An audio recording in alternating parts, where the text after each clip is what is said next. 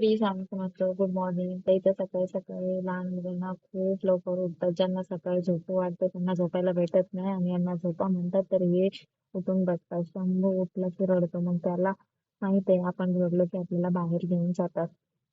कारण त्याला घरात नकोच असतं. बाहेर आणलं की जरा किती हॅपी असतं. घरात नाही तर नुसती किरकिर किरकिर. मग सकाळी सकाळी कामं पण असतात आणि यांचं एक सकाळी सकाळी चालूच असतं. तर बाहेर इथं कसं रोड टचला घर आहे. त्यामुळं बाहेर एकट्याला पण सोडता येत नाही. गाड्या चालूच असतात. मग जोपर्यंत ते खेळत बसले तोपर्यंत मी इथंच बसली. शंभूला घरात नकोच वाटतं. झाला कोणतरी पाहिजेच खेळायला. तरच तो असतो. तर बाहेर बघा ह्या मुलींसोबत किती मस्त खेळतोय तो. म्हणजे असं बाहेर कोणाला बघितलं की तो खूप खुश होतो. पण घरात त्याला एकट्याला काय माहिती खूप बोर होतं. नकोच वाटतं. तर इथं मी आज बनवणार आहे शिळ्या चपातीचा भुगा.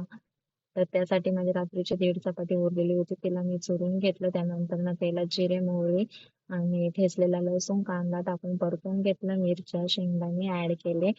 त्यानंतर टोमॅटोही ऍड केलं. हे सगळं मस्त परतून घेतलं. मी आज हाताने चोरलाय भुगा तर तुम्ही मिक्सर मधूनही बारीक करू शकता. खूप मस्त चवदार आणि चविष्ट लागतो. मला तर खूप आवडतो. मग रोज रोज शिळी चपाती खाण्यापेक्षा कधीतरी हे करून खाल्लेलं आहे खूप मस्त.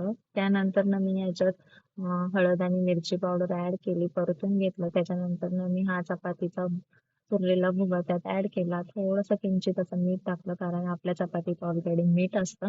हे सगळं मस्त परतून घेतलं आणि इथे आपला भुगा तयार आहे. कसा वाटला नक्की कमेंट करून